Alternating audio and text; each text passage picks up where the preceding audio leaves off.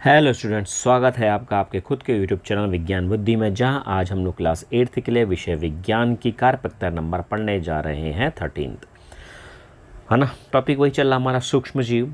अच्छा जी, आज सूक्ष्म जीव के अंदर हम बात कर रहे हैं नाइट्रोजन साइकिल के। वायुमंडल में 78% नाइट्रोजन पाई जाती है। जो वायुमंडल होता है तो उस वायुमंडल में 100% तो वायु है, जहाँ 100 में से 78% नाइट्रोजन गैस होती है और 21% होती है ऑक्सीजन गैस, जो हम लोग गैस सांस लेते हैं। क्लियर हो गया। तो पूरे इस वायुमंडल में, वायुमंडल मतलब जो हमारी हवा होती है उसे वायुमंडल बोलते हैं, उसमें 78% नाइट्रोजन होती है। और यह नाइट्रोजन सभी सजीवों के लिए बहुत ही आवश्यक है, बहुत ज़्यादा इम्पॉर्टेंट है। क्यों है? क्योंकि हमारे शरीर के अंदर प्रोटीन है, प्लांट्स के अंदर क्लोरोफिल है, हमारे जितनी भी कोशिकाएं सबके अंदर न्यूक्लिक अम्ल है, हमारे शरीर के अंदर प्लांट्स के अंदर विटामिन है। तो ये सब जो भी चीज़ें हैं, इन सब में क्या मेन पॉइंट्स होता है? वो होता है नाइट्रोजन। तो ये सब नाइट्रोजन से मिलकर बनते हैं। तो जितने भी सजीव हैं, चाहे वो पेड़ पौधे हैं, चाहे वो हम आप हैं, चाहे वो जानवर हैं, सब में नाइट्रोजन की ज़रूरत होती है, इसलिए वो बहुत ही इम्पोर्टेंट है। क्लियर? अच्छा जी, पौधे एवं जंतु वायुमंडलीय नाइट्रोजन का सीधा उपयोग नहीं कर सकते हैं। मतलब हमने बोला 78% हवा में क्या है? नाइट्रोजन गैस है, पर उस नाइट्रोजन गैस को हम सीधा उपयोग नहीं कर सकते। मतलब हम हवा में से उसको अपने बॉडी के अंदर नहीं ला सकते, ना उससे हम प्रोटीन बना सकते हैं, ना क्लोरोफिल का यूज़ कर सकते हैं, ना न्यूक्लिक अम्ल, उसमें भी यूज़ नहीं कर सकते। तो कैसे करेंगे? तो पौधों को नाइट्रोजन स्थिरीकरण क्रिया के द्वारा नाइट्रोजन मिलती है। तो जितने भी पौधे होते हैं ना, सबसे पहले नाइट्रोजन किस में आता है? पौधों में आता है। तो पौधों को जो नाइट्रोजन मिलेगी वो नाइट्रोजन स्थिरीकरण के द्वारा मिलेगी। अब आप बोलोगे नाइट्रोजन स्थिरीकरण क्या है? तो नाइट्रोजन स्थिरीकरण है कि जब वायुमंडलीय नाइट्रोजन का नाइट्रोजन के यौगिकों में बदलना, वायुमंडलीय नाइट्रोजन का नाइट्रोजन के यौगिकों में बदलना, जिन्हें पौधे आसानी से अवशोषित कर सके, आसानी से ले सके, इसी क्रिया को हम नाइट्रोजन स्थिरीकरण कहते हैं। अब एग्जाम्पल, जैसे फलीदार पौधे वर्ग के पौधों की जड़ों में एक जीवाणु पाया जाता है, इसका नाम होता है राइजोबियम। यह राइजोबियम नामक जीवाणु नाइट्रोजन के स्थिरीकरण में सहायता करता है। मतलब यह सीधे हवा में मौजूद नाइट्रोजन गैस को पकड़कर पेड़ों की जड़ों में दे देता है। दूसरा, कभी कभी बिजली के कड़कने पर भी नाइट्रोजन का स्थिरीकरण होता है। बिजली का कड़कना मतलब बरसात के टाइम पर बिजली कड़कती है ना, तो वो नाइट्रोजन का स्थिरीकरण होता है। वो पानी बारिश की तरह, हवा में नाइट्रोजन गैस है, फिर नाइट्रोजन गैस जब बिजली कड़कती है तो वो पानी के साथ कहाँ जाती है? नीचे आ जाती है। अच्छा जी, अब इसको और विस्तार से पढ़ रहे हैं। आज हम नाइट्रोजन चक्र की सहायता से जानेंगे कि वायुमंडल में नाइट्रोजन की मात्रा कैसे स्थिर रहती है। मतलब वायुमंडल से नाइट्रोजन साइकिल का मतलब कैसा है कि वायुमंडल से नाइट्रोजन कहाँ आई? ज़मीन में। फिर ज़मीन से कहाँ गई? हवा में। तो हवा में भी रही और ज़मीन में भी आई। तो ये कैसे हो पा रहा है, ये सब हम समझ रहे हैं।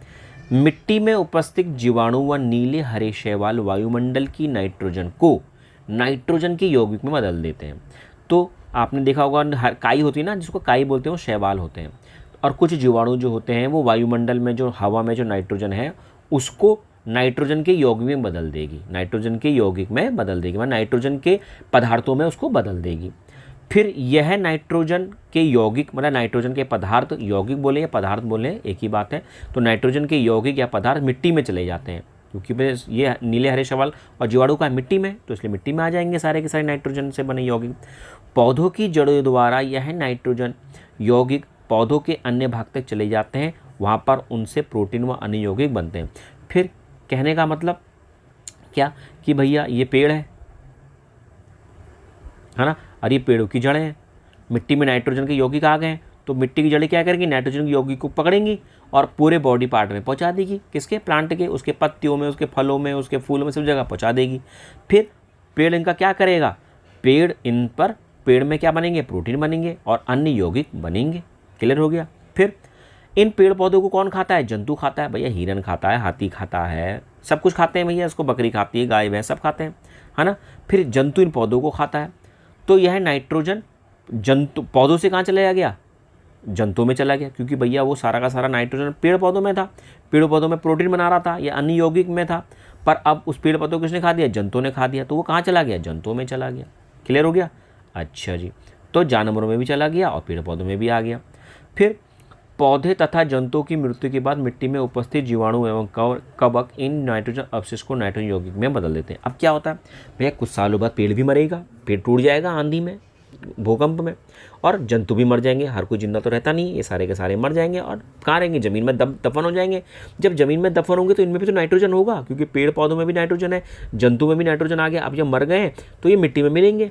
तो मिट्टी में उपस्थित जो जीवाणु हैं, जो कवक हैं, वह इन जंतु और पौधों को सड़ाएंगे और नाइट्रोजन जो होगा ना, नाइट्रोजन के अवशिष्ट होंगे, उनको फिर दोबारा से नाइट्रोजन यौगिक में बदल देंगे। दोबारा से मिट्टी में नाइट्रोजन के यौगिक आ जाएंगे, फिर वहाँ दोबारा से पेड़ उगेगा, वो पेड़ दोबारा से क्या करेगा, नाइट्रोजन का उपयोग कर लेगा।